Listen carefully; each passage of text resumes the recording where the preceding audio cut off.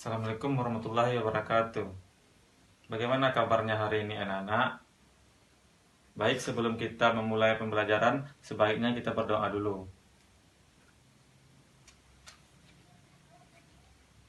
Baik, hari ini kita akan absen dulu sebelum akan bahas materi.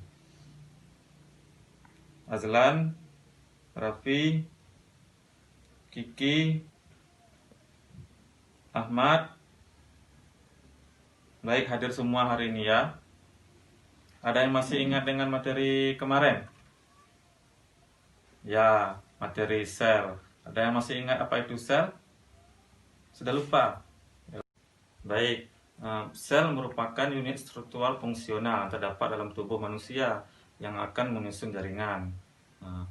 Nah, kita akan membahas materi kita pada hari ini, yaitu keanekaragaman hayati. Ada yang sudah tahu keanekaragaman hayati? Belum juga? Oh, baik. Keanekaragaman hayati ini merupakan variasi organisme yang menunjukkan keseluruhan atau variasi totalitas. Dilansir dalam ensiklopedia, keanekaragaman hayati merupakan variasi dari berbagai macam makhluk hidup yang terdapat di bumi. Keanekaragaman hayati juga menggambarkan berbagai macam makhluk hidup yang ada di bumi. Keanekaragaman hayati ini terbagi atas 3. Baik, Bapak akan menjelaskan menggunakan media yang telah Bapak buat. Ini dia media keanekaragaman hayati. Jadi keanekaragaman hayati tadi terbagi atas 3. Yang pertama, keanekaragaman gen. Keanekaragaman gen ini merupakan keanekaragaman tingkat individu. Misalnya, contoh yang paling mudah itu seperti di ruangan kelas kita pada hari ini, seperti si Kiki dengan si Azlan, disebut dengan keanekaragaman gen. Jika dilihat dari media ini, seperti yang ada di gambar manusia ini. Di sini terdapat keanekaragaman gen. Kalau contoh yang lain, keanekaragaman gen itu terdapat pada padi. Keanekaragaman gen pada padi ini, contohnya itu ada Royole dan juga ada Cianjur dan lain-lain, disebut dengan keanekaragaman gen. Selanjutnya, keanekaragaman spesies. Keanekaragaman spesies ini contohnya jika di kelas kita ini kita manusia dengan monyet yang ada di atas hutan, di dalam hutan, itu disebut dengan keanekaragaman spesies.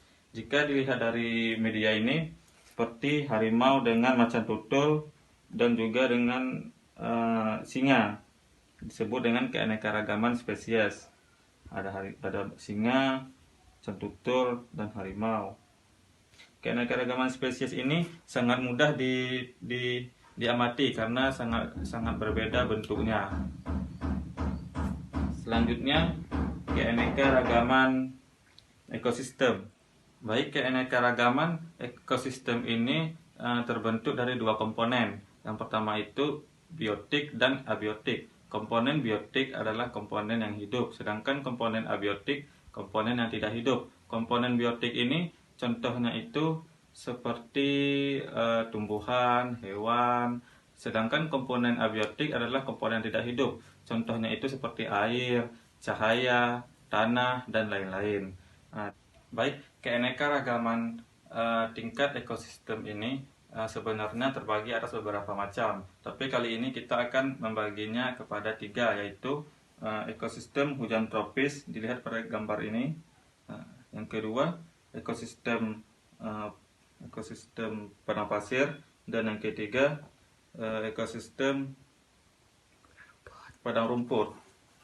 Nah, pada ekosistem hujan tropis ini terdapat di Indonesia, salah satunya di Indonesia, karena Indonesia memiliki iklim yang tropis, sehingga Indonesia memiliki keanekaragaman hayati yang sangat tinggi.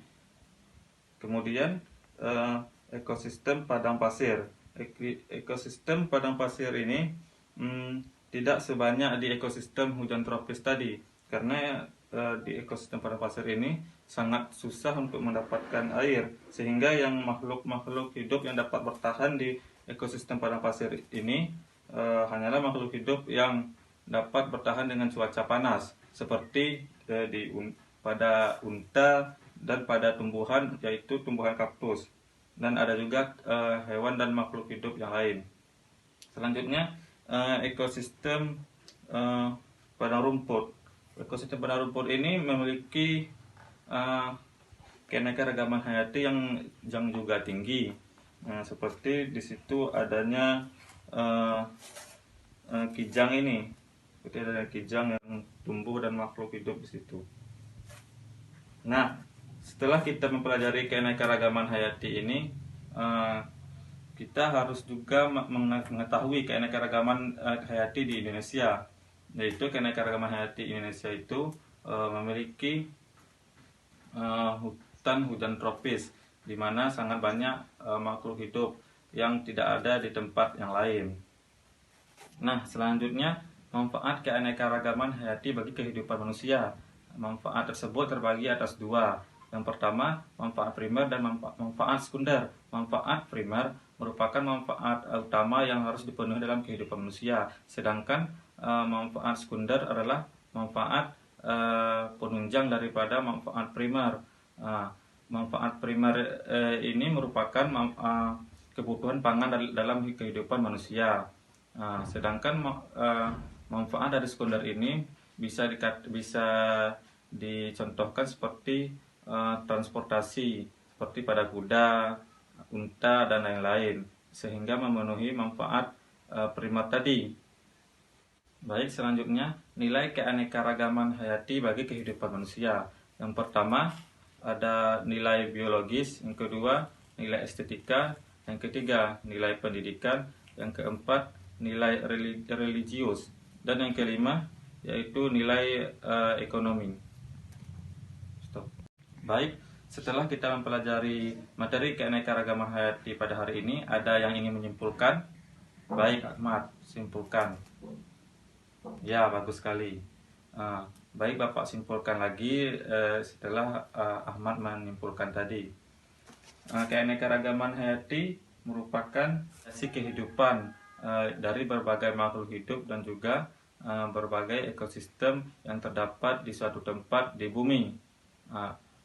Keanekaragaman hayati ini terbagi atas tiga tadi. Yang pertama, keanekaragaman gen, keanekaragaman spesies, dan keanekaragaman ekosistem, di mana keanekaragaman gen perbedaan di antara setiap individu, dan keanekaragaman tingkat spesies adalah perbedaan di tingkat spesiesnya, seperti kucing, harimau, dan macan tutul tadi. Dan yang ketiga, keanekaragaman ekosistem, di mana tadi ada ekosistem hutan hujan tropis, ada ekosistem padang pasir, dan ada ekosistem padang rumput. Jadi dari semuanya itu saling berhubungan. Ada yang ingin ditanyakan? Baik, jika tidak ada, mari kita akhiri perjumpaan pembelajaran hari ini dengan membaca doa. Baik, terima kasih kepada anak-anak yang telah hadir pada hari ini. Bapak akhiri. Assalamualaikum warahmatullahi wabarakatuh.